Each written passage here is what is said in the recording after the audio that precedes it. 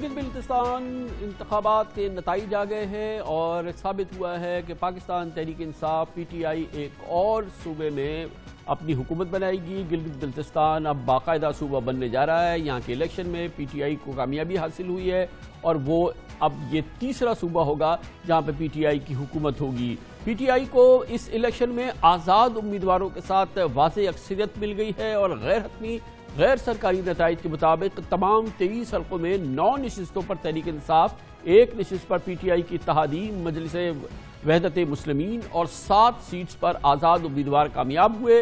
Peoples party के हिस्से में 3 और मुस्लिम लीग नून के हिस्से में 2 और JUIF का 1 उम्मीदवार कामयाब हुआ। गिलगित बल्तिस्तान में हुकूमत बनाने के लिए कम अज कम 13 नशिस्तों की जरूरत होती है, जबकि PTI के पास 17 अराकीन की मुमकिना अक्सरियत है और ये वही फैसला है जो गैलप, पल्स और दूसरे जो सर्वेज यहाँ पे हुए थे, साइंटिफिक पोल्स हुए थे, जो नताइज जिनका इशारा वो कर रहे थे। वैसे भी गिलगित बल्तिस्तान में जो हुकूमत होती है जिस पार्टी की, उसको उमूमी तौर पे कामयाबी हासिल होती है और इस लिहाज से ये तमाम नताइज वही हैं जिनकी अक्कासी की जा रही थी, जिनके प्रेडिक्शंस की जा रही थी और जिसके अंदाजे लगाए जा रहे थे। इलेक्शन में नुमाया कामयाबी न मिलने पर मुतवक्के तौर पर पीपल्स पार्टी और मुस्लिम लीग नून ने धांधली के इल्जामात लगा दिए हैं। मुतालबा करेंगे कि हर वोट की गिनती हो। आप आपके वोट में डाके चलने की कोशिश करेंगे, बैलेट बॉक्स की चोरी कर रहे हैं। हम अपना इलेक्शन कैंपेन जारी रख रहे हैं, हम एहतजाज जारी रख रहे हैं। हम अपने छीने हुए सीट वापस लेके घर जाएंगे, वरना बैठेंगे और बैठेंगे। अब सारे दरवाजे हम पे ऐसे ना बंद करें कि हम मजबूर हो जाए कि हम वो रास्ता ले जिससे हम पीछे नहीं हटेंगे। इनका फैसला मानो, वरना कॉन्सिक्वेंसेस होंगे जो ना आप तो मैं संभाल सकूंगा। इंशाअल्लाह ताला यहाँ से अब आपकी चोरी हुई सीट वापस लेंगे, ना ले सके तो आपका रुख इस्लामाबाद की तरफ होगा। हमने सबूत पेश किए। एक आदमी जो दुकानदार है उसे सरकारी मुलाजिम शो करके उसका वोट भी जारी हुआ हुआ है। एक बच्चा अभी तालिब इल्म है कॉलेज में, उसके नाम से भी सरकारी वोट जारी हुआ हुआ है। सैकड़ों नहीं हजारों की तादाद में ऐसे जाली वोट जारी किए गए हैं। सियासी जोड़ तोड़, हॉर्स ट्रेडिंग, हमारी जमात से इलेक्टेबल्स को निकालकर PTI को कैंडिडेट्स फराहम किए गए। इस इंतखाबी नताइज पर बात करते हैं। हुकूमत का पाकिस्तान तहरीक इंसाफ का मौक़िफ़ हमें देंगे। हमारे साथ मौजूद हैं जनाब सेनेटर शिबली फराज, वफाकी वज़ीर इत्तलात व नशरियात। बहुत बहुत शुक्रिया शिबली फराज साहब, आपने हमें ज्वाइन किया है। बिलावल भुट्टो ने कहा है कि वो अपनी कैंपेन जारी रखेंगे और अब वो एक उनका रुख जो है वो इस्लामाबाद की जानिब होगा। मुस्लिम लीग नून भी कुछ इसी किस्म की बातें कर रही है। क्या आपका रद्द अमल है? देखें कमरान साहब, जब कोई इलेक्शन होता है और अगर किसी को भी कोई शिकायत होती है तो उसका एक तरीका है। पहले अगर पाकिस्तान तहरीक इंसाफ को आप देखें, जब हमने ये कैंपेन शुरू किया था 2013 के इलेक्शन के बाद, तो हमने पूरे प्रोसेसेस को फॉलो किया था, जिसमें कि पहला जो आपका जो कंप्लेन सेंटर होता है वो होता है इलेक्शन कमीशन। अब ये इलेक्शन कमीशन में इनके जो चीफ इलेक्शन कमिश्नर हैं वो कल से इनको ढूंढ रहे हैं कि वो आए और अपनी जो भी जो सबूत हैं, जो भी उनके जो गुजारिशात हैं वो आके पेश करें। लेकिन इदारों में तो ये बिलीव करते नहीं है और एक सियासत खेल रहे हैं जिसमें कि एक ऐसी अनसर्टेनिटी फैलाने की कोशिश कर रहे हैं जिसका कोई जवाब बनता नहीं है। अगर आप इलेक्शन के रिजल्ट्स को नहीं मानेंगे तो फिर आप इलेक्शन में हिस्सा क्यों लेते हैं? ये सिलसिला तो इन्होंने इलेक्शन से पहले ही शुरू कर दिया था कि जी धांधली हो रही है। जिस तरह आपने कहा कि जितने भी अंदाजे थे, सर्वेस थे, उसमें यही बात सामने आ रही थी कि पाकिस्तान तहरीक इंसाफ के जो कैंडिडेट्स हैं वो उनको सबकत हासिल है और इमरान खान एक वहाँ के सबसे पॉपुलर लीडर हैं। तो इस वक्त जब उनको उनके बयानिए को बिल्कुल रिजेक्ट कर दिया है वहाँ के अवाम ने, तो इस किस्म का वावेला खड़ा करना, मेरा ख्याल है कि एक तो बिलावल भुट्टो जो कि ज्यादा जज्बात से काम ले रहे हैं और उन्होंने एक बड़ी जज्बाती तकरीर की जिसका कि उसकी कोई फाउंडेशन थी नहीं। वो बिल्कुल बगैर किसी मंतक के, बगैर किसी इंफॉर्मेशन के, बगैर किसी सबूतों के उन्होंने अपना एक क्राउड को, अपने जो उधर के जो लोग थे उनको उन्होंने इंसाइट करने की कोशिश की है। मेरा ख्याल है कि ये न डेमोक्रेसी के लिए ठीक है और ये जो एक आदत बन गई है कि जी इलेक्शन जब हो जाएं तो आप अपनी हार ना माने।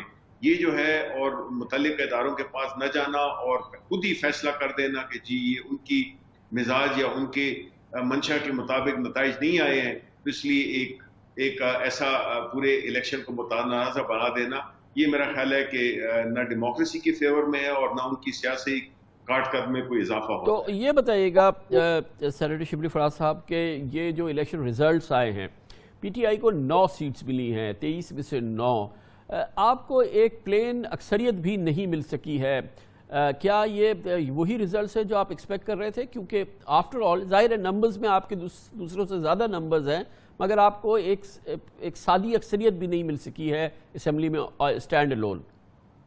دیکھیں جی، یہی شو کرتا ہے کہ گلگت بلتستان کے عوام نے جو بھی ہمیں دیا ہے ہم ان کا شکر ادا کرتے ہیں، اور ہماری تو کوشش یہی تھی کہ ہمیں 12 سے 14 سیٹس ہمیں مل سکیں، لیکن ہمیں یہ کامیابی نہیں ہوئی ہے تو ہم اس کو ایکسیپٹ کرتے ہیں۔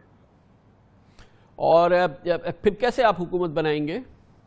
دیکھیں آپ کو خان صاحب پتہ ہے کہ جو انڈیپینڈنٹ ہیں اور ہمارے جو ایک الائے ہیں، تو ہم ان کے ساتھ مل کے آسانی سے جو ہے تو انشاءاللہ گورنمنٹ بنا لیں گے، اور انڈیپینڈنٹ جو کینڈیڈیٹس ہیں اس میں کئی نے تو پہلے ہی کہہ دیا تھا کہ وہ پاکستان تحریک انصاف کے منشور کو بھی فالو کرتے ہیں، پرائم منسٹر عمران خان کی لیڈرشپ کو بھی مانتے ہیں، تو اس لیے ہمیں کوئی زیادہ دقت نہیں ہوگی، اور جو انڈیپینڈنٹس ہیں اس میں سے وہ اکثریت ہمارے ساتھ مل کے اور ہم آسانی سے انشاءاللہ حکومت بنا لیں گے۔ تو کیا ابھی تک کیا نمبرز ہیں، کتنے انڈیپینڈنٹ جو ہیں وہ آپ کے ساتھ فارملی جڑیں گے آ کے؟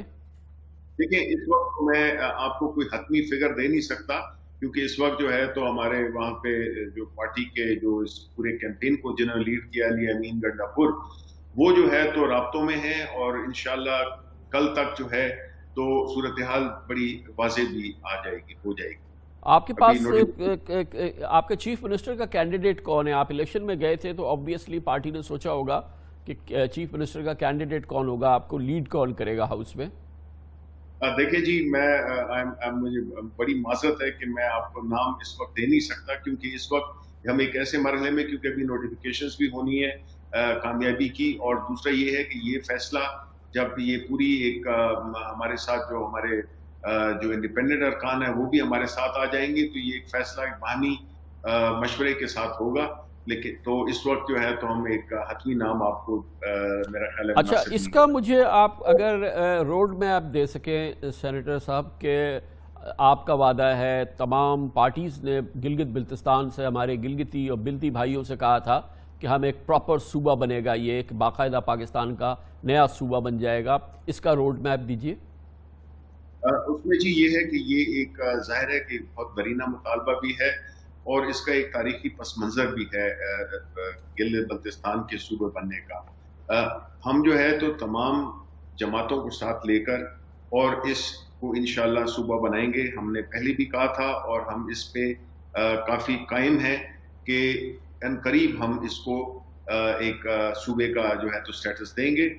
کچھ قانونی ایشوز ہیں جن کو کہ ہم ریزالو کر رہے ہیں، اور وہ انشاءاللہ ریزالو ہو جائیں گے، اور یہ صوبے کا اعلان انشاءاللہ ہو جائے گا۔ ہم پہلے اس لیے بھی نہیں کرنا چاہتے تھے، ہم نے یہ مینشن کیا تھا کیونکہ اگر الیکشن سے پہلے ہم یہ بات کرتے تو پھر ظاہر ہے اس کا اثر الیکشن پہ بھی ہوتا، اور جو کہ مناسب نہ ہوتا کہ ایک سٹنگ گورنمنٹ جو ہے تو ایک ایسا فیصلہ کر دے جس سے کہ الیکشن کے ریزلٹس میں پہ اثر انداز ہو سکے وہ فیصلہ، تو اس لیے بھی ہم نے نہیں کیا تھا، لیکن ہم قائم ہیں اپنے وعدے۔ اب یہ کیمپین چلی، ظاہر ہے کہ فار جو الیکشن لاز ہیں اس کے لحاظ سے، جو الیکشن رولز ہیں اس کے لحاظ سے پرائم منسٹر تو وہاں نہیں جا سکے، اب الیکشن ریزلٹس بھی آ گئے، سب کچھ ہے، تو اب پرائم منسٹر جا رہے ہیں گلگت بلتستان؟ کیونکہ ظاہر ہے کہ وہاں کے لوگ شاید ایکسپیکٹ کر رہے ہو۔ دیکھیں یہ بات تو آج ہماری ایک میٹنگ میں بھی ہوئی تھی، تو ہم صرف انتظار کر رہے ہیں کہ ونس دا ڈسٹ سیٹلز، یہ جو انتخابی جو ایکٹیویٹیز ہیں وہ ذرا ہو جائیں، جب حکومت بن جائے۔ یہ سارے مرحلے اس وقت جو ہے تو جب جو یہ چیزیں ہو رہی ہیں، ایک دفعہ وہ حکومت بن جائے تو پھر انشاءاللہ پرائم منسٹر صاحب ضرور جائیں گے۔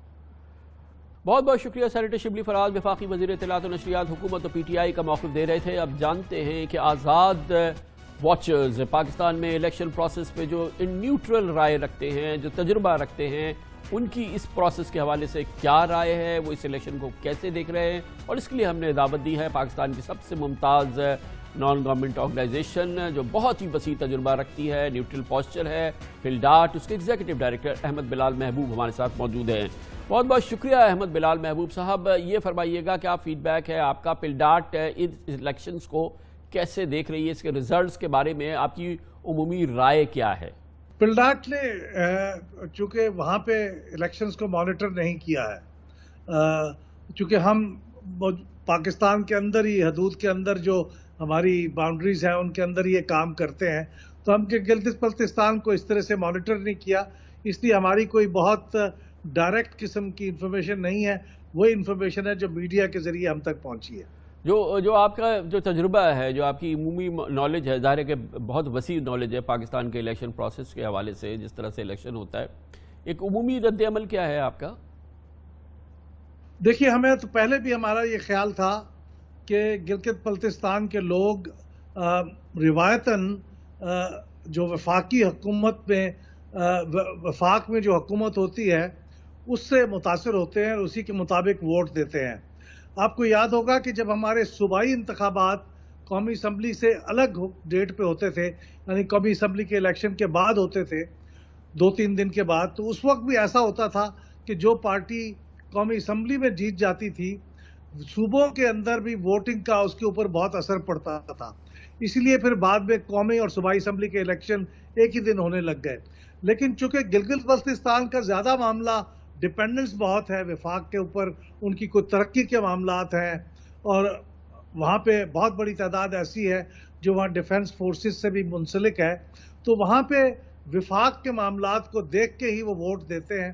تو ہمارا خیال یہی تھا کہ اس دفعہ شاید پاکستان تحریک انصاف کے حق میں ووٹ زیادہ ڈالے جائیں گے، تو ویسی صورت نظر آئی، اگرچہ اس طرح کی اوور ویلمنگ نہیں ہے جیسے ماضی میں ہوتی رہی ہے 2008 میں اور 2015 میں، لیکن بہرحال یہ ٹرینڈ برقرار ہے کہ پاکستان تحریک انصاف کے حق میں زیادہ سیٹیں آئی ہیں اور وہی شاید حکومت بنائے گی۔ بہت بہت شکریہ جناب احمد بلال محبوب صاحب۔ اس کے آئندہ اثرات کیا ہوں گے، سینٹ میں گلگت بلتستان کی شمولیت کس طرح سے ہوگی، اور پھر وہ کیسے پروسیس پورا کمپلیٹ ہوگا، یہ صوبہ بننے میں اب کیا کچھ کرنا باقی ہے، اس کی تمام اہمیت، اس کی اسٹریٹجک اہمیت آئینی قانونی حوالے سے ہم آپ سے ضرور جانیں گے۔ چھوٹے سے وقفے کے بعد ہم واپس آتے ہیں۔